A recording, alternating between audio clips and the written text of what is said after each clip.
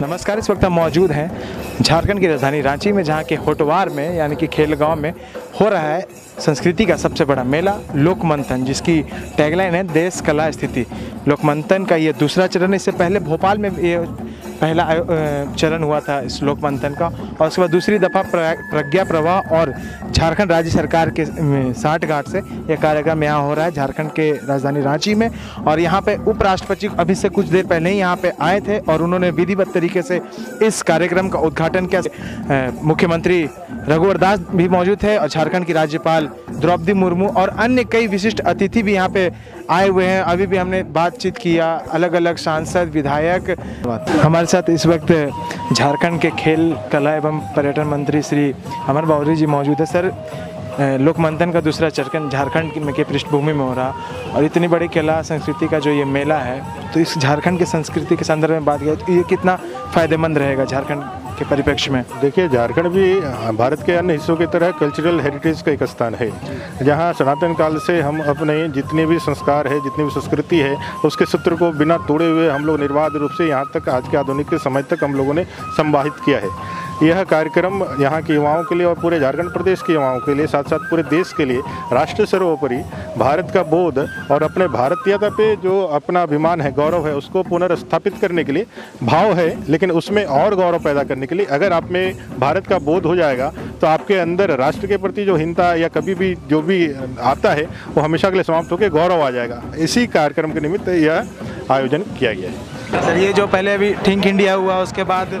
Sir पिछले साल भी जो हुआ था, और ये लोक मंथन, उसके बाद झारखंड के पृष्ठभूमि के दृष्टिकोण से देखा जाए तो कितना फ़ायदेमंद है सर?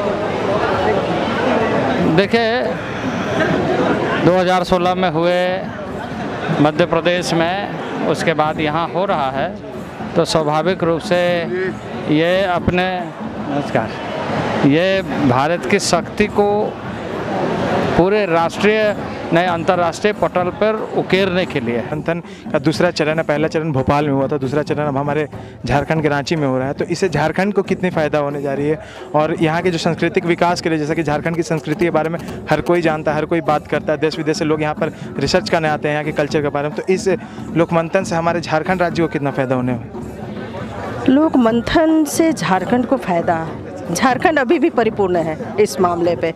हम लोग बहुत धनी हैं, क्योंकि अभी भी हमारे जो बच्चे हैं गांव आदि पूरे, जो अगर हम इसको ये देखें 90% गांव है अभी भी। सिर्फ एक रांची के बीच ये में हम अल्बर्टेका को इस ये का मापदंड नहीं ये दे सकते।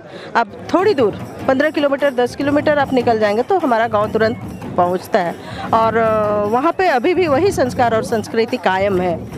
हाँ, डर है, धीरे धीरे प्रवेश तो हो रहा है, क्योंकि पूरे भारत की बात हम ना करें, विश्व की बात करें, क्योंकि एक जो संस्कृति विकृतियाँ जो बीच में आ रही हैं, संस्कार धीरे धीरे लोग जो भूलते जा रहे हैं, और इसमें पढ़े लिखे लोग ही ज़्यादा इसमें है। लेकिन मेरा यही कहना है, ठीक है, विश्व गुरु हमारा भारत बनना है, और उसे कायम करने के लिए पुनः हमें वापसी की ज़रूरत है। अपने कार्य क्षेत्र को देखते हुए पुनः उस जगह पर पहुंचना जो हमारे संस्कार और संस्कृति का ग्राह है, हम जहां पर लिए हैं, अपने माँ के गोद से शुरू किए हैं, धरती माँ के गोद से, गुरु के, और मातृभाषा, ऐसे सारे चीज़ों को भूल रहे हैं। सर, जो हमारे झारखंड की धरती पे ये जो लोक मंथन का दूसरा चरण हो रहा है, उसके बारे में आपका क्या कहना है?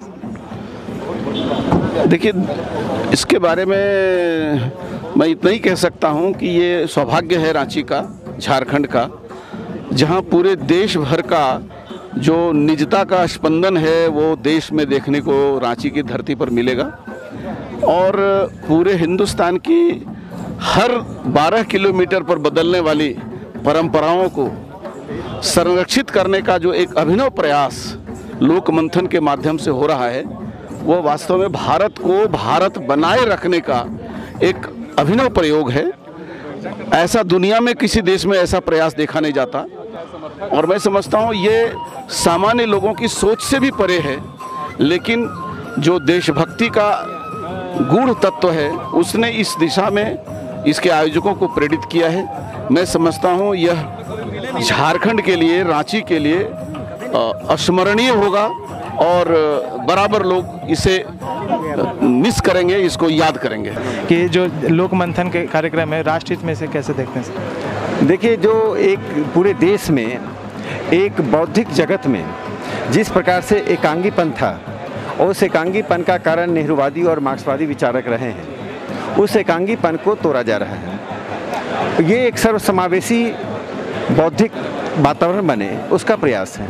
इसका दूसरा महत्वपूर्ण पक्ष यह है, जो भाषाई प्रतिभाएं हैं, कलाकार हैं, और वे लोग जो अनाम बेनाम होकर देश के विभिन्न हिस्सों में समाज के लिए, राष्ट्र के लिए काम कर रहे हों, उन सबको मंच पर लाना, उनको सरोकार से जोड़ना, उनको राष्ट्र की धारा में एक प्रबल बौद्धिक सिपाही के रूप में सामने लाना, यह लोक मंथन का उद्देश्य है। सर, इस लोक मंथन में लोग का क्या अभिप्राय है? लोक का अभिप्राय सामान्य लोगों के बीच जो प्रतिभाएं हैं, उन प्रतिभाओं को चुनना, सामान्य लोगों के हितों में उनके द्वारा नेतृत्व हो, यही इसका हेतु है। और सर, नेशन फर्स्ट की कॉन्सेप्ट की भी हम बात करते हैं, तो उसको हम कैसे देखते हैं सर? नेशन फर्स्ट, अगर हमारी आम जनता को समझाना हो सर, नेशन फर्स्ट की बात। देखिए, जब भी हम कुछ करते हैं तो एक प्रश्न का उत्तर होना चाहिए, मेरे काम से देश की धरती, देश के लोग, देश की संस्कृति, देश की पीढ़ियों को लाभ होगा या हानि होगी। यही नेशन फर्स्ट का को जानने समझने का एक उपक्रम है। लोक मंथन, उसके विषय में आप क्या कहेंगे? झारखंड से तो उपयुक्त तो कोई स्थान हो ही नहीं सकता था। जब संस्कृति की बात करें तो झारखंड तो सबसे पहले हम नाम लेते हैं। अपनी संस्कृति को लेकर इतना सचेत, तो झारखंड अपने आप में एक, मैं कहूँगी, मिसाल है। और सबसे बड़ी बात, लोक मंथन की जो सबसे बड़ा वैशिष्ट्य है, पहले भोपाल में हुआ था, अब की बार यहाँ पर है, कि हम सब अपने को जाने, भारतीय कहते हैं लेकिन भारतीयता क्या है ये भी समझें। इसको लेकर के ये जुटान है एक जैसी सोच के लोगों की। वो एक जैसी सोच क्या है? जो मानते हैं राष्ट्र सर्वोपरि है, जो मानते हैं कि हम भारतीय हैं तो कहने को भारतीय नहीं, हम समझें भारतीय क्या हैं, अपनी ज्ञान परंपरा को जानें, अपनी संस्कृति को जानें। तो मुझे लगता है आज के समय से ज़्यादा तो कभी भी इसकी आवश्यकता नहीं थी।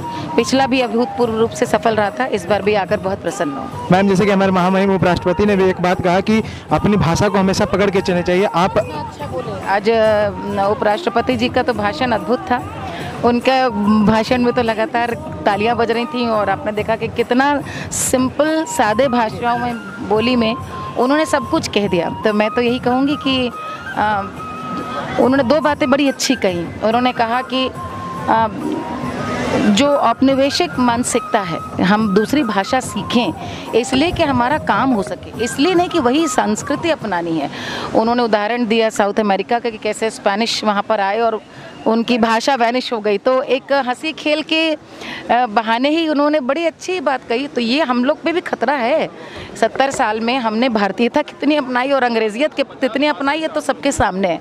तो उसके लिए प्रयास है, सबको उद्वेलित करें, हम लोग और थोड़ा गंभीर हों अपने उद्देश्यों के प्रति और नई पीढ़ी को जोड़ सके। मैम, और चलते चलते, जब लोक संगीत की आप बहुत मशहूर गायिका और सबको जानते हैं, तो 2 लाइन यहाँ के जनता के लिए। बस मैं यही कहना चाहूँगी कि यहाँ पर बहुत पहले मैं कार्यक्रम में आई थी छठ के, और तब अपने हमारे आदरणीय मुख्यमंत्री जी उस समय जमशेदपुर में वहाँ से विधायक उनका चुनाव होने वाला था, तो छठ का ही गीत गाया था। और मैं इसीलिए छठी माई से ही आशीर्वाद मांगती हूँ कि वो काचे काचे बांस के बहंगिया, बहंगी लचकते जाए, बहंगी लचकते जाए।